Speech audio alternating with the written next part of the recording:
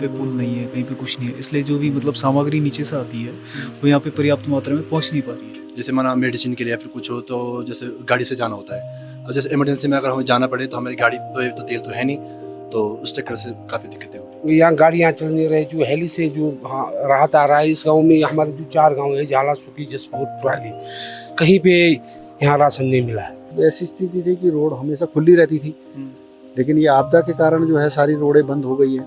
आज पूरे हफ्ता भर होने वाला है, अभी भी रोड नहीं खुली है। सारी रोड बंद है, कोई टूरिस्ट आ नहीं रहा है, इसलिए जितने भी यहाँ पे होटल व्यवसायी लोग हैं वो अपने घर को जा चुके हैं। अभी घर वाले चलाने में तो समस्या आएगा ना, क्योंकि जब होटल काम ही नहीं है, हमारे पास इतना काम करने वाला है, उनको भी बेरोजगार हो गया। जब होटल बंद हो गया तो वो भी बेरोजगार गया, सबके लिए समस्या है। आपदा ने सिर्फ धराली को ही बर्बाद नहीं किया है, यहाँ के आसपास के गांव पे भी इसका भारी असर पड़ा है। 5 तारीख को ये आपदा आई थी, उसके बाद से सप्लाई लाइन कट हो चुका है और आज 8 दिन हो गया है और 8 दिन से डिस्ट्रिक्ट हेडक्वार्टर से इधर के इलाकों में कोई रोड कनेक्टिविटी नहीं है।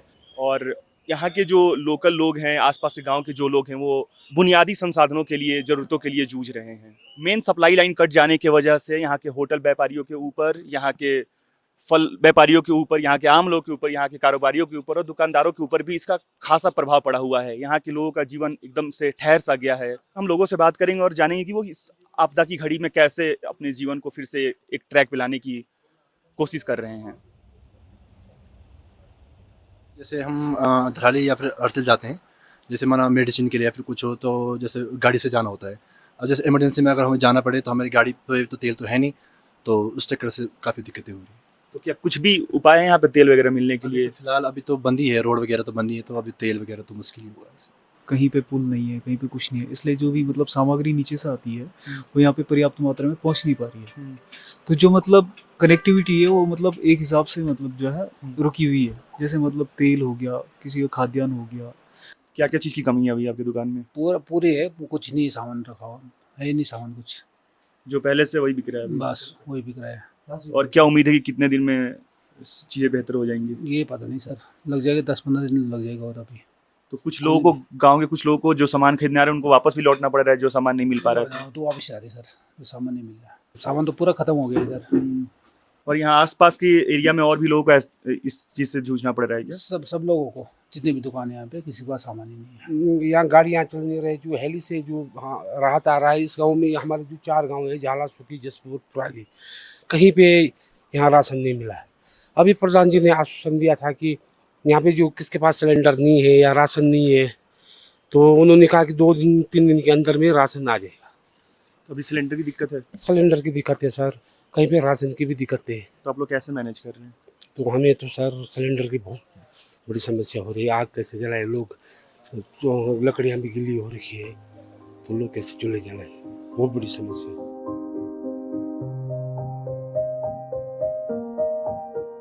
ये धराली के बगल में ही हरसिल का मार्केट है और आम दिनों में ये मार्केट पूरे टूरिस्टों से खचाखच भरा होता है, पर आप अभी देख सकते हैं कि यहाँ पे पूरा मार्केट सुनसान पड़ा हुआ है। यहाँ पे बस आर्मी के लोग, मीडिया वाले और रेस्क्यू टीम के लोगों के अलावा कोई और नहीं दिख रहा पूरे मार्केट में। कुछ सुविधा नहीं है यहाँ पे, जो है वो खाएंगे, उस पर कुछ भी नहीं है। तो कितने दिन का राशन बचा हुआ है?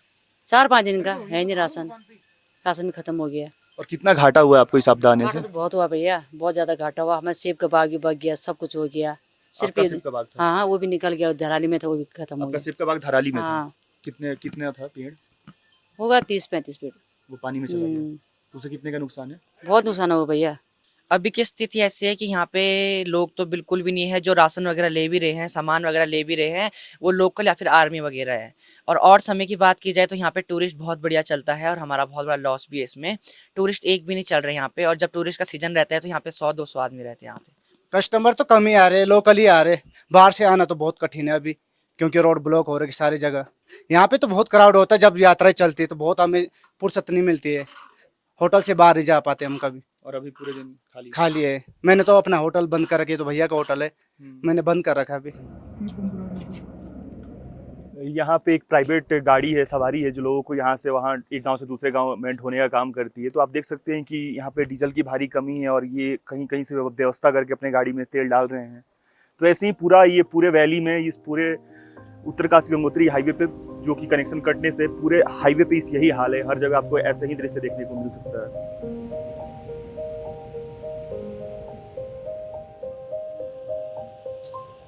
हमारे टूरिस्ट आते हैं तो किसी किसी के अगर होटल लग रहा है तो होटल से दुकानें चलती हैं, दुकानों से अपना टूरिस्ट अपना जो जगह वुलन वाले ये कपड़े की मार्केट है, ये टूरिस्ट वगैरह लेते हैं बगोरी में वुलन के। तो जो अगर टूरिस्ट आ रहा है तो कुछ ना कुछ तो बिकेगा और कुछ ना कुछ तो लोगों का रोजगार जुड़ेगा। और अब ऐसी स्थिति थी कि रोड हमेशा खुली रहती थी, लेकिन ये आपदा के कारण जो है सारी रोडें बंद हो गई हैं।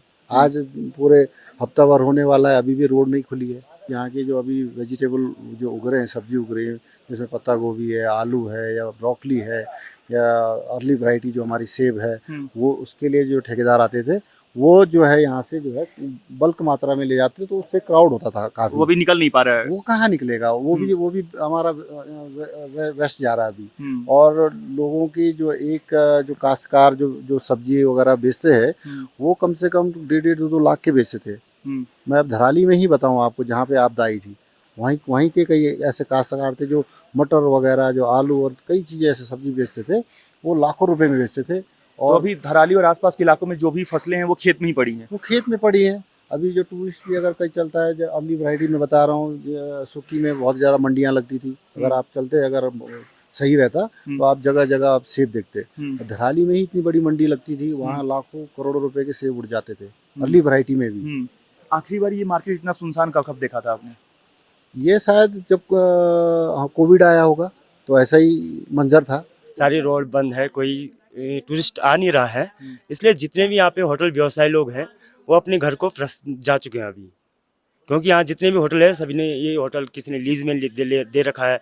कोई सारे जितने भी यहाँ कैंटीन चलाते हैं वो सारे बाहर के हैं, और वो लोग क्या कर रहे हैं कि अभी उनका जब टूरिस्ट नहीं चल रहा था तो अपने घर को चले गए हैं।